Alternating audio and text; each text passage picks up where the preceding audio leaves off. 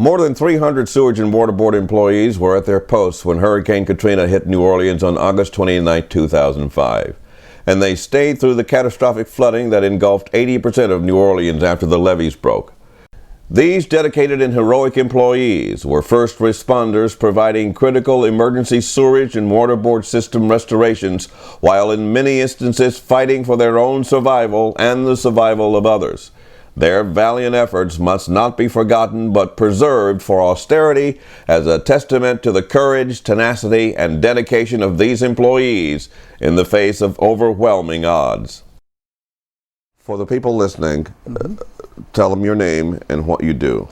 My name is Gabe Signorelli. I'm Chief of Facility Maintenance for the Sewage and Water Board of New Orleans. 35 and a half years now. And how does your job work? The job, I will say, has been an extremely rewarding experience. I'm currently on the drop plan, so I have retired, but I'm still active. The job, this has been the most rewarding profession that I could have imagined. I have to tell you a story. My dad begged me not to go to work for the Sewage and Water Board. You know, really? He absolutely begged me. He said, "Don't go to work for them. You know, I see how they work. I know how they work." I said, I really need a break from what I was doing. I left the machine shop to come to the Sewage and Water Board machine shop. I said, "Really? I'm worn out. I'm working 40 hours a day, and I know there's no such thing, but I was working shift after shift after shift at this prior job." And I said, "I really need to take a break." So I came to the Sewage and Water Board, and it was no break.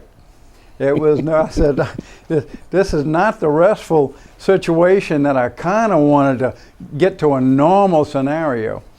But it has been extremely rewarding, and nobody on the outside can understand what it takes to run this facility, to run the pumps, and I don't think they realize the protection they have with the Sewage and Water Board.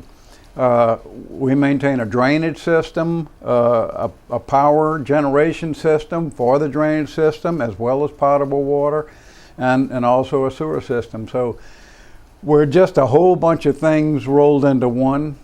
If you go to Texas, they have natural runoff, so they don't have a drainage system.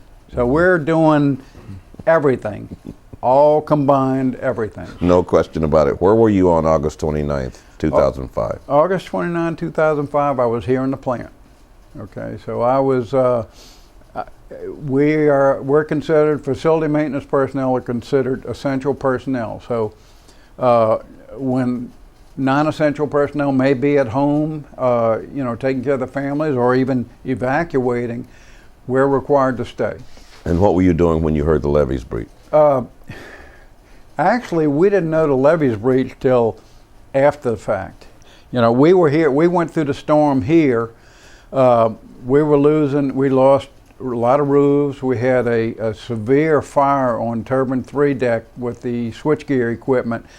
That was a fire that we probably had 20 people in there trying to put that fire out. I can remember, and it had to be about 7 a.m. I was leaving the machine shop when I heard a call over the intercom that turbine 3 was on fire. I left the machine shop with other personnel in the machine shop also, with a fire extinguisher in each hand. And we backed from the machine shop to the powerhouse where turbine 3 is housed. We had to back up and all that because we needed the fire extinguishers to hold us to the ground. So wow. What happened was, and we're looking The wind was blowing? The wind, oh yeah, this was in the height of the storm, really, absolutely. We're looking at the copper roof on the machine shop. Half of it was missing and the other half was flapping. And the guys were thinking, I was thinking, you know, that could very easily come off and slice me in half as I'm crawfishing across to the powerhouse and all that. But we made it to the powerhouse. The fire was so severe, really, and the fumes were so toxic from the electric equipment that all we did was we pass a fire extinguisher, run in.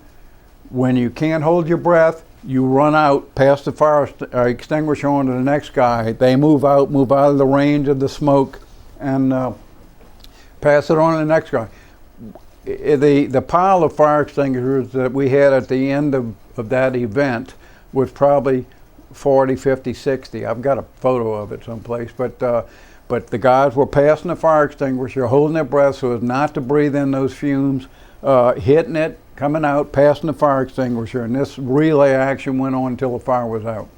I can't even give you a time frame as to how long it took to get the fire out.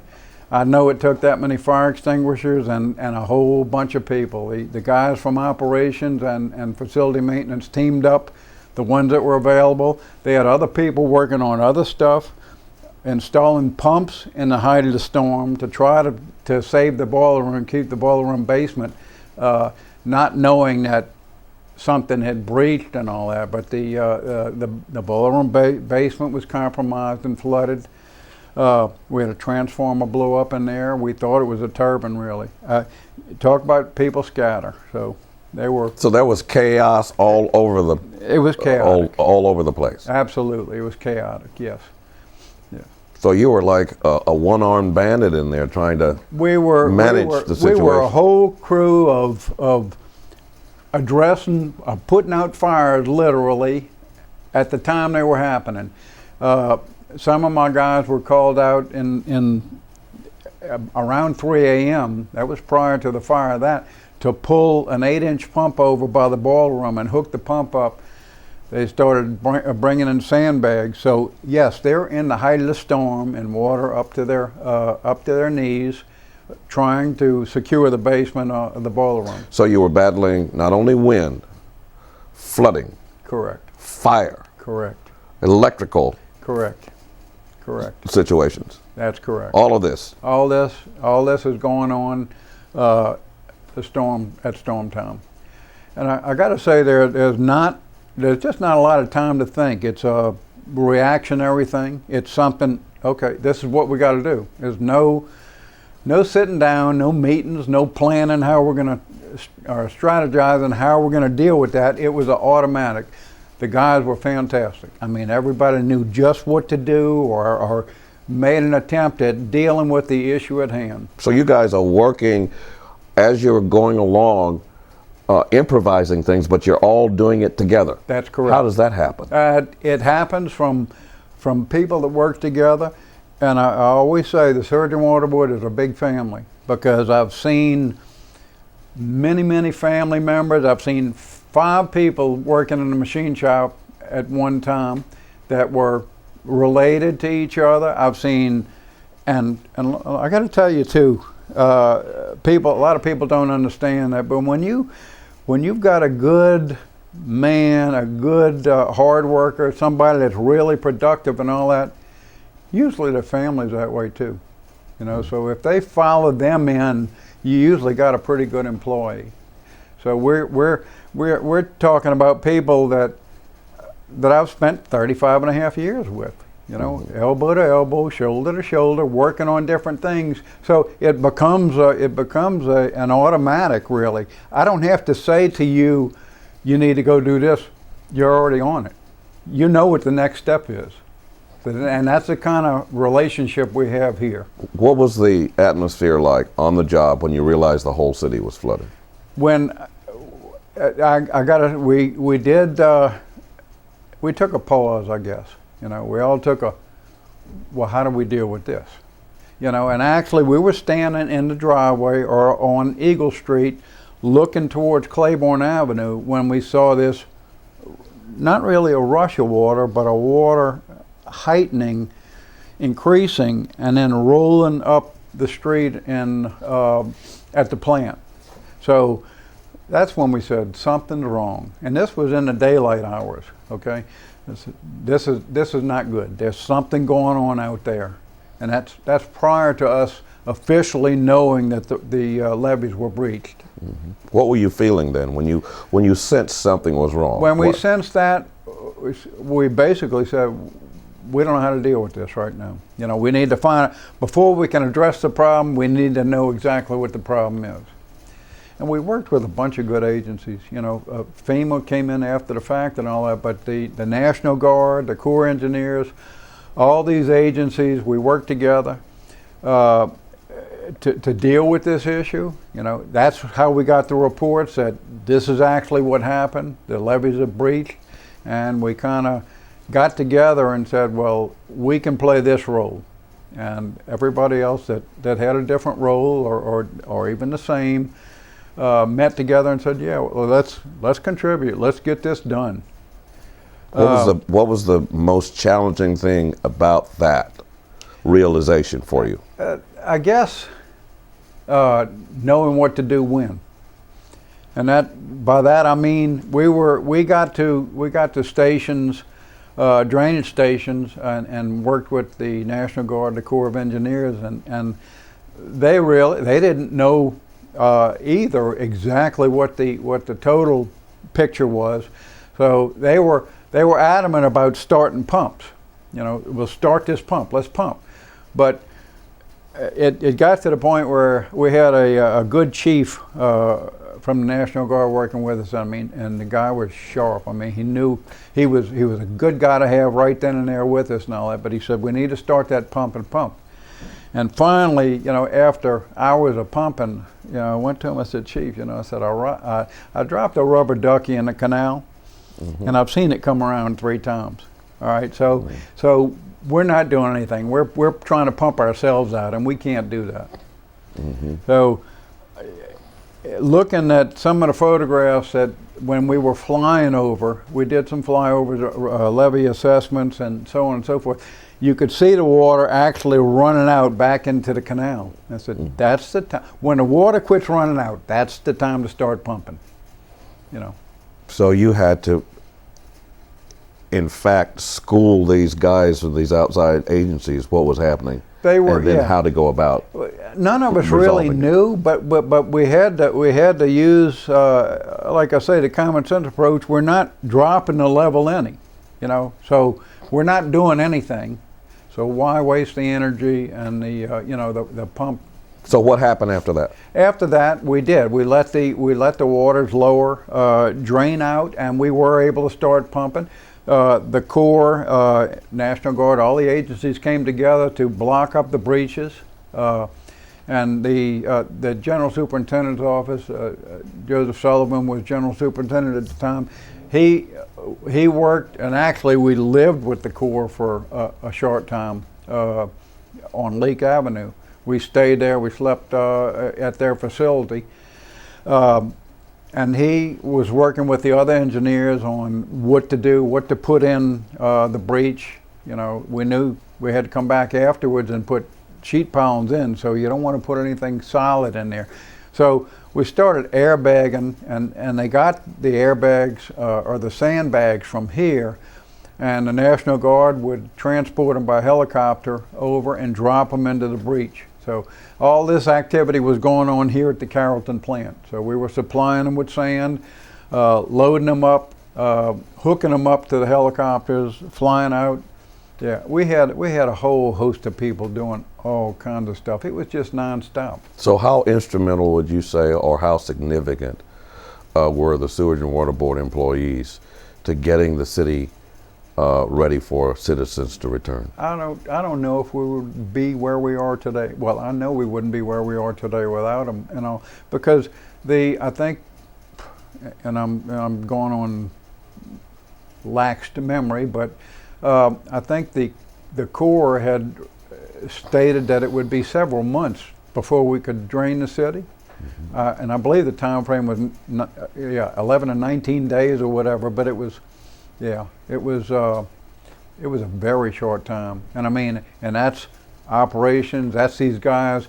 You got to realize all the equipment is flooded, so you got to go in, you got to drain oils, you have to clean shafts, you have to, motors needed to be rewound.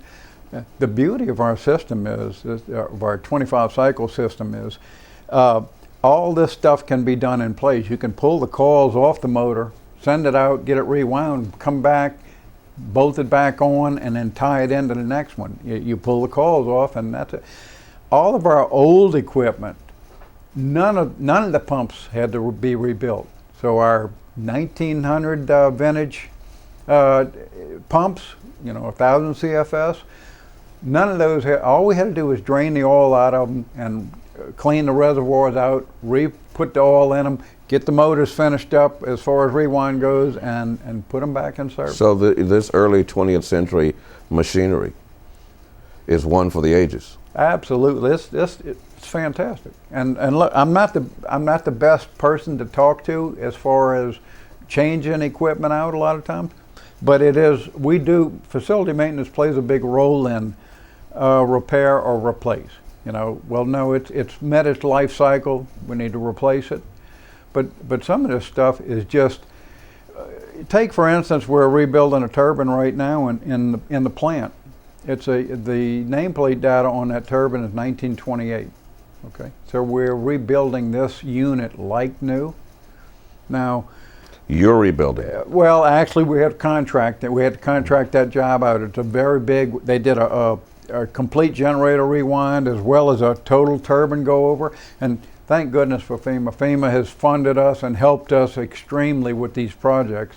We wouldn't be anywhere near where we are now had we not had these other agencies to help us out. Well, how difficult is it to get parts for this old equipment? Well, this particular unit is being refurbished like new.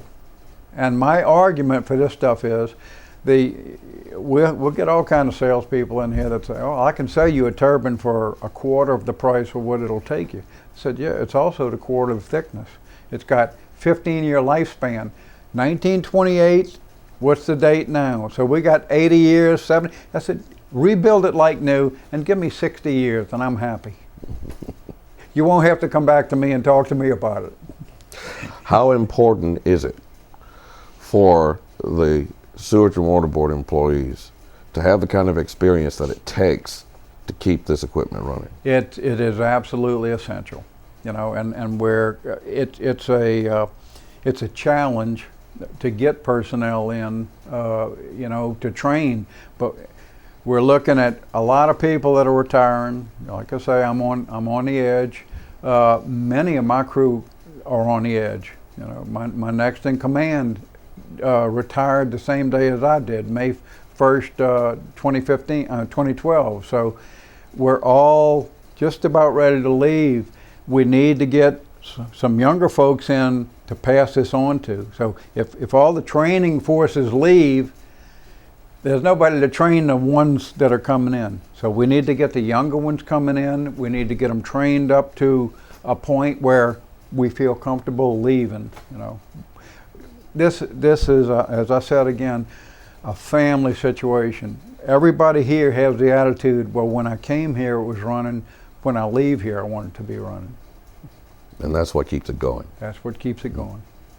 Now, is there certain equipment that you can't buy, that you got to make yourself? There's a lot of equipment, and let me say, anything can be made for a price.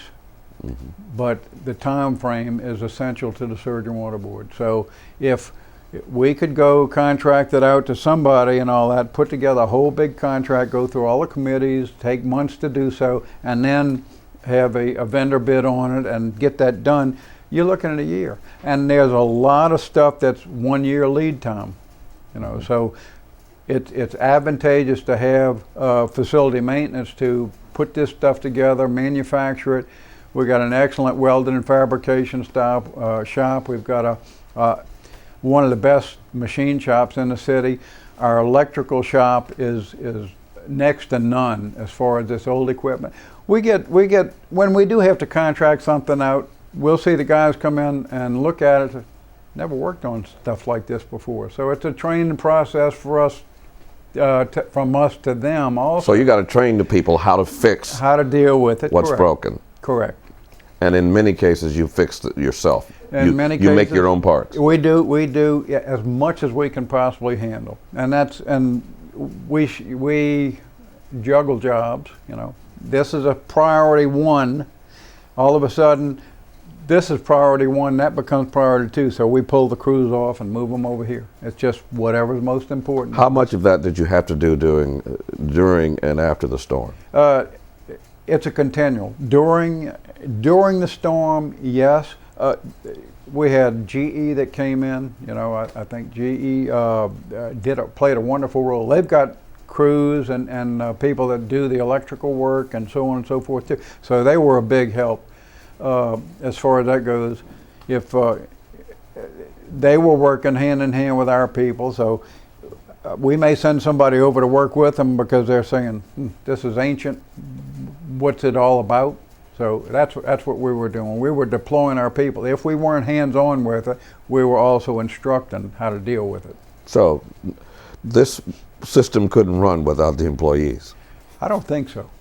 I really don't think so. You know, I know we've heard talk about privatization in the past and this, that, and that. And anything can be privatized too for a cost also.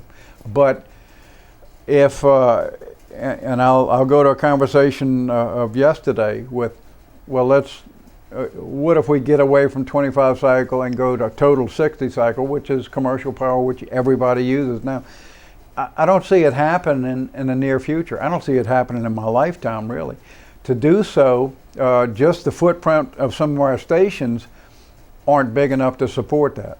You got to remove a 25 cycle motor that is this wide and install a gearbox now and a 60 cycle motor, because you don't have a 60 cycle motor that will run at 93 RPMs. So you have to put a reduction gearbox in there. So that takes you from this footprint to the big gearbox and then the big motor too. Everything's outside on the deck, so it's not a practical solution. Now what we do currently is we install new installations or 60 cycle, and then we may have backup generator power in case we lose commercial power. Well, that transitions us nicely into the last question. How would you describe the progress made post-Katrina in the rebuilding of the sewage and water board system? I would say really excellent. I mean, fast-tracked. Some things are not as fast happening as I would like to see, but other things are ahead of schedule. Like I mentioned, we've got a ton of projects going on just here alone in the plant, as well as drainage stations out there, sewer stations. We've got just a ton of projects that are going on right now. So post-Katrina, we got a lot more stuff going on. You know, pre-Katrina, it was the everyday, day-to-day repairs. You know, get it back in service, replace it. But now we're addressing, you know, some of the old stuff with new stuff, which is a good thing. You know, total. You feel good about where you are? I do. I feel good about where I am. I feel great about the guys I work with. I mean, I've just got an absolutely excellent department. They step up to any challenge. I mean, they were out in the street. We actually were able to get back to my house and get my boat. We came back. We picked up operators. We were going from station to station by boat. We launched off the interstate out through Jefferson Parish and went to I-10 station. That's that large station right there on the interstate. We brought supplies to the guys over there. We went from there across City Park by water. All very strange. Things look different when you're on the water as opposed to, well, I know that street and all that.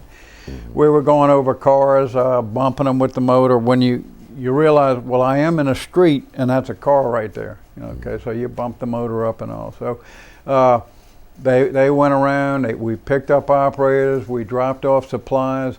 The guys were fantastic. I mean, there was nothing that I couldn't ask them to do that they didn't do. So if you survived Katrina, you could survive anything. I think, yeah. I don't know if I can anymore. I'm tired. I'm old, but yeah, I'm so comfortable with the guys working behind me that yeah, I'm in a good shape. I'm feeling very good. I need to get more of them. I mean, I need to get some younger ones coming in, because I'm looking at the guys behind me too. They're getting old like me too. So I'd like to get more in. But the operators, the guys from operations and facility maintenance, and really all aspects of the board, you know, no matter what department, we work as a team. You know, we really get it done. The flooding of New Orleans after Hurricane Katrina was the most devastating disaster to hit any U.S. city. When most of the city was evacuating, some 300 Sewage and Water Board employees stayed on the job, facing great personal peril to respond to this devastating crisis. We salute our Katrina heroes who met the greatest challenge of their lives and found a way to rise above the storm and overcome the impact of Hurricane Katrina. The board's forces dewatered the city in 11 days after the breaches were closed and began to restore quality of life, services of water, sewer, and drainage to the city. It was the restoration of these services that made it possible for citizens to return. It was the restoration of these services that made it possible for progress to begin, going from devastation to recovery, restoration, and today, rebuilding of the most complex infrastructure in the country. Today, confidence in the Sewage and Water Board's management and fiscal responsibility has resulted in the first water and sewer rate increases since the 1990s. These increases will be the building blocks for the development and the continuous rebuilding of the board's systems in the future.